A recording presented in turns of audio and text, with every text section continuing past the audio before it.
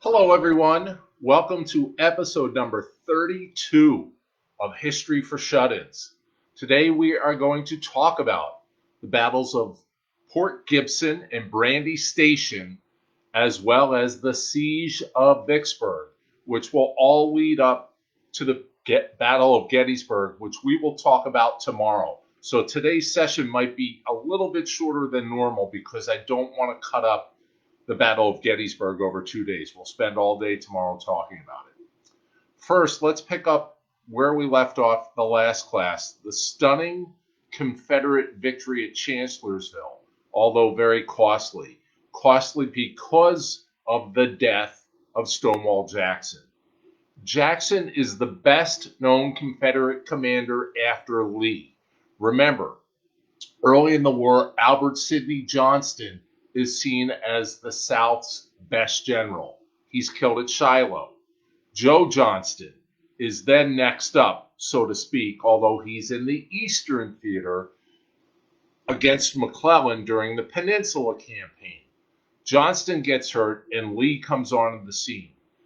Lee then takes over, of course, and in the first battles that Lee and Longstreet and Jackson worked together, basically the 7 Days battle, there are all sorts of communications issues because these commanders don't know each other.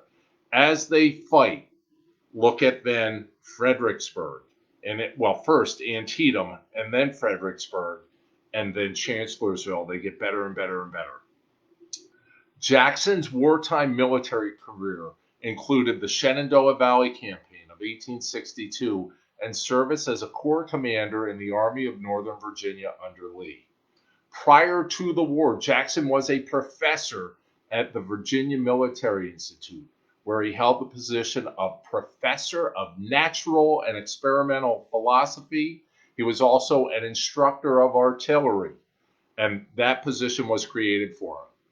On May 2nd of 1863, as we talked about in the last class, Jackson is accidentally shot by Confederate pickets at Chancellorsville as he is going out on a nighttime reconnaissance mission with hopes of a nighttime attack. Jackson survived but lost an arm to amputation. Despite the amputation, Jackson actually dies of complications of pneumonia on the 10th of May. Most of the casualties in the Civil War, and really most of the deaths, are due to disease, infection, what have you, after a soldier is shot. The medical practices of the time, the low muzzle, high caliber bullets would basically make your bone explode, whether it's an arm, a leg, a finger, what have you. So amputation really was the answer because the bone is gone. So it's with those amputations that infections come in. Jackson's death is a severe setback for the Confederacy and produced a very strong negative effect, not only militarily on the Confederacy, but from a morale standpoint, both in the military and in the populace. Jackson was not well loved by his men. He drove them hard. What they loved is that he brought them victory after victory after victory.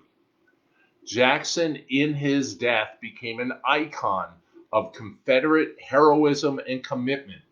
Military historians consider Jackson to be one of the most gifted tactical commanders in American history. His Valley Campaign and envelopment of the Union Army right wing at Chancellorsville are studied to this day as examples of innovative and bold leadership. He excelled at First Bull Run, Second Bull Run, Antietam, Fredericksburg, Chancellorsville. He was not successful early on, as we talked about during the 7 Days battles around Richmond in 1862 when Lee first took command of the Army. Jackson's loss will be felt extremely at Gettysburg. We'll talk tomorrow about his replacement, Ewell, who helps in costing the Confederacy the battle on day 2 of the Battle of Gettysburg. So we're going to shift south and I guess west a bit to U.S. Grant, the Battle of Port Gibson.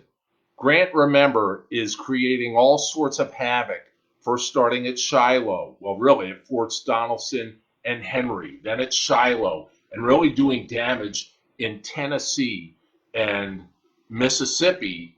And what he's looking to do is to get full control of the Mississippi for the Union. Landing on the eastern bank of the Mississippi River, unopposed at Bruinsburg, the Union Army under Grant pushed steadily inland through the evening of April 30th, 1863, right around the same time that Lee is giving Hooker fits at Chancellorsville, or about to. The first Union objective was Port Gibson, which was 10 miles east of Bruinsburg, commanding the local road network. The road led to the Schaefer House. Confederate Brigadier General Martin E. Greene was inspecting his picket line at Schaefer House after midnight when he saw Mrs. Schaefer, who owned the house, frantically loading a wagon with household items. Greene tries to calm Mrs. Schaefer by saying that the Union could not possibly arrive before daylight. Just then, a single shot rang out as Confederate pickets spotted movement in the distance. A volley of musketry came in reply. Many of the Union bullets buried themselves in the wagon that Mrs. Schaefer is loading to get the heck out of Dodge. Greene quickly raced back to Magnolia Church to alert his brigade. Fighting in the scattered fields and forest around the Schaefer House increased as more Union regiments and batteries came into action. Night fighting, as we said, was extremely rare, as it was difficult to maintain command and control of the troops. Almost by mutual consent of both sides, the fighting decreased by about 3 in the morning. At dawn, the battle renewed as Major General John A. McClernand, a name that we've said several times, threw most of his 13th Corps toward Greene's thin gray line. Greene called for reinforcements from Brigadier General Edward Tracy, who anchored the Confederate right flank roughly 1.5 miles northwest of the current position. Tracy dispatched infantry and artillery to Greene's assistance minutes before cannons began to pound his own line, signaling the advance of a new Union column under Brigadier General Peter Osterhaus. Tracy is actually killed by a sniper's bullet. Despite the reinforcements, Greene was outnumbered. At 10 a.m., his line collapses. As Greene's men scrambled to the rear, Brigadier General John Bowen, in overall Confederate command on the field, works to restore the line. The brigades of Brigadier General William Baldwin, just arriving from Vicksburg, and Colonel Francis Cockrell's from the Grand Gulf were placed into position astride the road at White and Irwin's branches of Willow Creek, 1.5 miles east of Magnolia Church. The Confederate right did not hold out long, despite a valiant effort by Colonel Isham W. Garrett, who took over for Tracy. His line was outflanked and he withdrew. His men fell back to the next ridge, where in the early afternoon they were reinforced by what remained of Greene's brigade. Rather than form on Garrett's endangered right, Greene assumed position on the left, basically providing little support. Union troops pushed forward all along the line. Fighting continued all afternoon. A desperate Confederate counterattack by Cochrane's or Cockrell's, Missourians, was repulsed, and Bowen ordered a retreat. The remaining garrison at Grand Gulf was evacuated the next day. The Battle of Port Gibson was a resounding Union victory, sorely needed after losses at Chancellorsville and at Fredericksburg. It helped to secure Grant's beachhead east of the Mississippi River and cleared the way to the Southern Railroad supplying Vicksburg. Vicksburg is basically the linchpin holding the two halves of the Confederacy together along the Mississippi River. Both Davis and Lincoln saw Lynchburg as the key.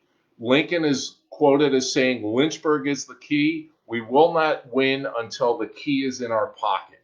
So by mid-May of 1863, after months of experiments, battles, and movements up and down both sides of the Mississippi River, the Army of the Tennessee under Grant finally approached Confederate defenses of Vicksburg.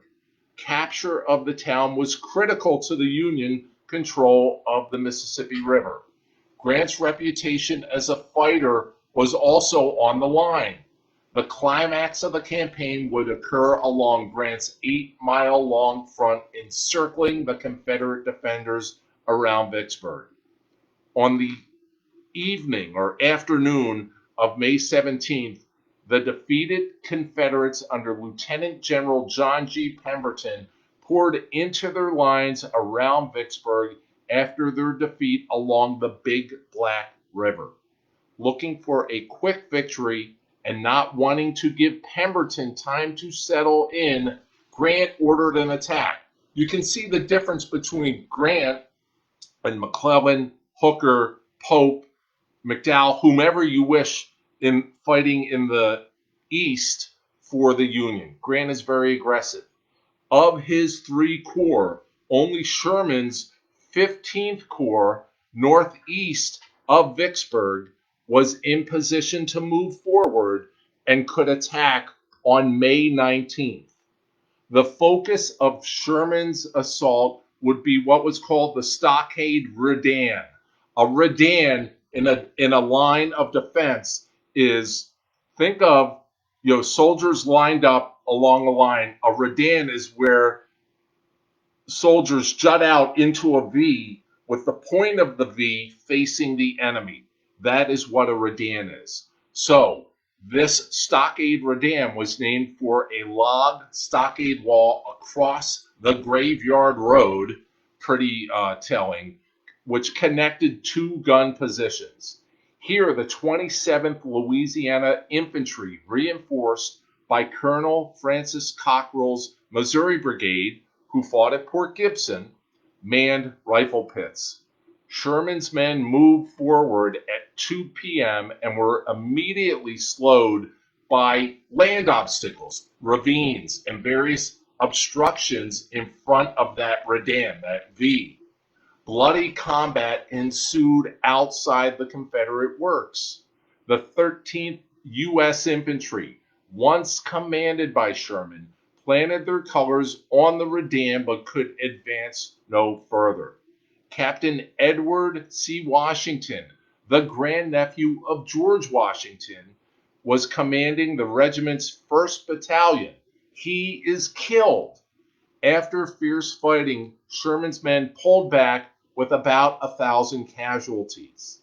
Undaunted by his failure on May 19th, and this is also a big difference between Grant and other Union commanders. When McClellan or other Union commanders lose, they retreat.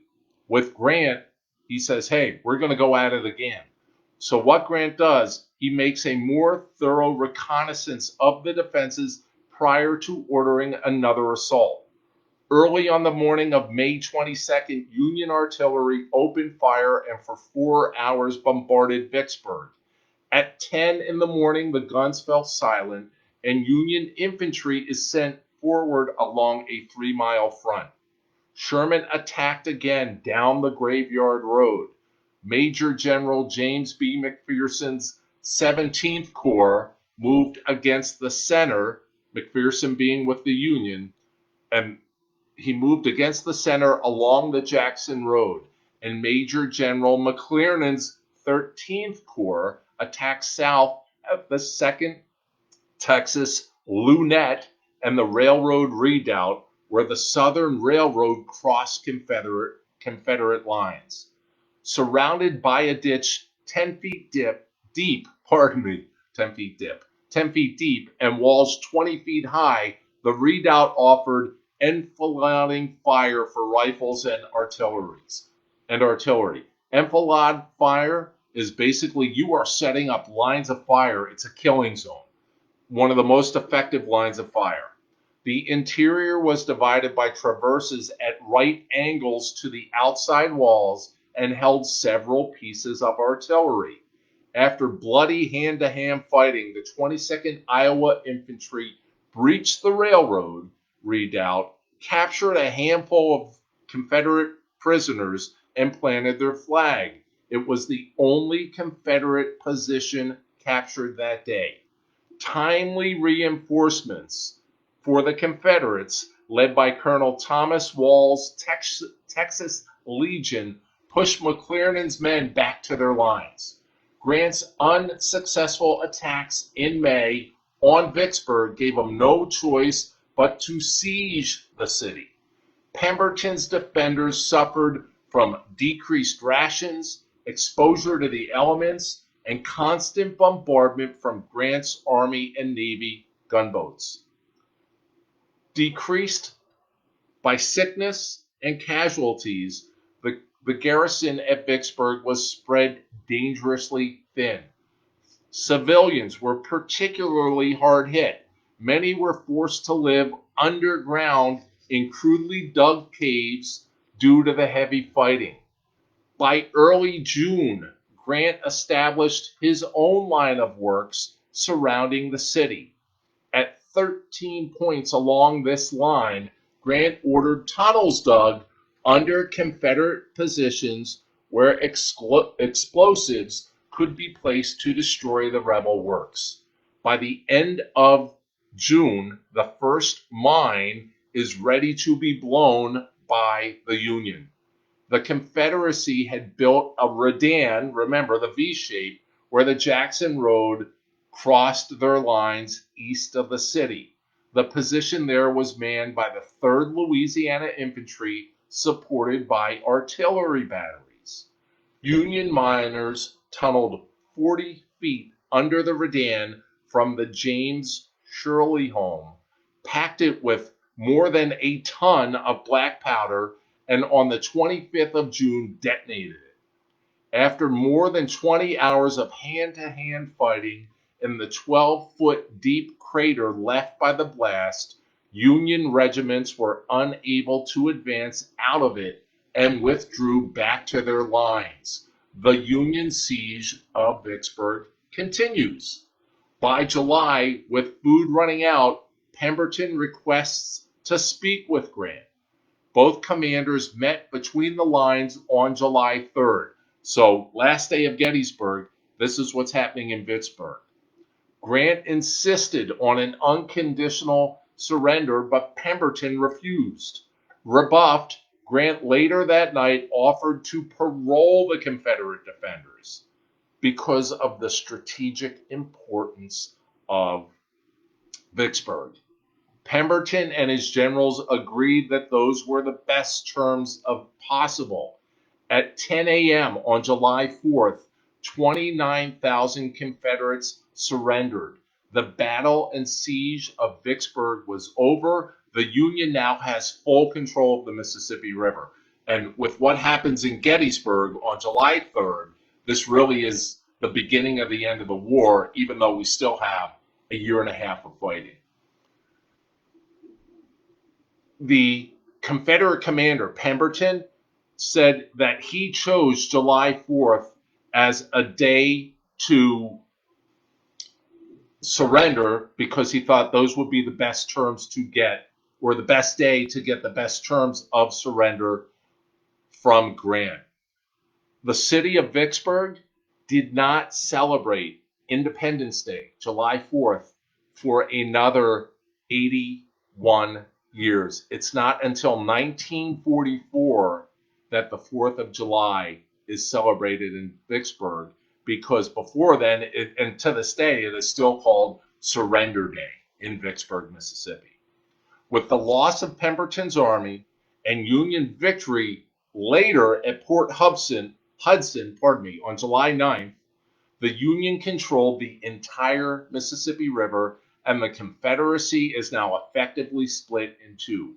Grant's victory absolutely enhances his reputation, leading to continued command in eastern Tennessee and ultimately his appointment as General-in-Chief of the Union armies later. Next up, the Battle of Brandy Station. Following Chancellorsville, the two great Eastern armies, the Army of the Potomac, the Army of Northern Virginia, found themselves confronting each other along the line of Virginia's Rappahannock River. Beginning on June 3rd, the Army of Northern Virginia marched west from Fredericksburg towards Culpeper Courthouse on its way to the protection of the Shenandoah Valley. Lee ordered General Jeb Stuart's cavalry to screen this movement, keeping the southern bank of the Rappahannock free of Union scouts. By June 8th, 9,500 of Stuart's men were concentrated at Brandy Station, a small crossroads roughly halfway between Culpeper and the Rappahannock. In preparation for his pivot north, remember, Lee's talking about invading Pennsylvania. One reason is he wants to draw, we're in June, he wants to draw Union fighters, Union troops from Vicksburg north. So Lee directs Stuart to launch a diversionary raid across the river on June 9th. Hooker correctly interpreted Stuart's intentions. Redeploying Union cavalry opposite Brandy Station, he orders an attack for June 9th as well. After the failure of the mounted wing during the Chancellorsville campaign, Hooker's orders were pretty plain. He said basically, quote, disperse or destroy, unquote, Stuart's entire command.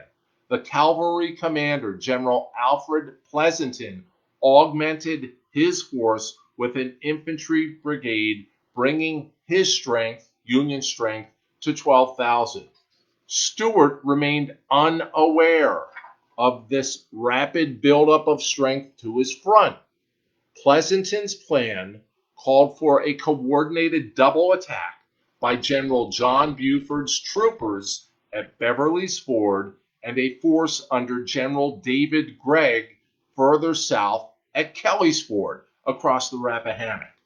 At 4:30 in the morning, Buford's men splashed across Beverly's Ford, 4.5 miles northeast of Brandy Station, and quickly scattered the surprised Confederate pickets. The pickets scrambled back towards the main camp near St. James Church, along the direct road to Brandy Station from Beverly's Ford. Confederates at St. James Church hurled themselves into the fray and stalled Buford's advance, killing Buford's lead subordinate, Colonel Benjamin Grimes Davis.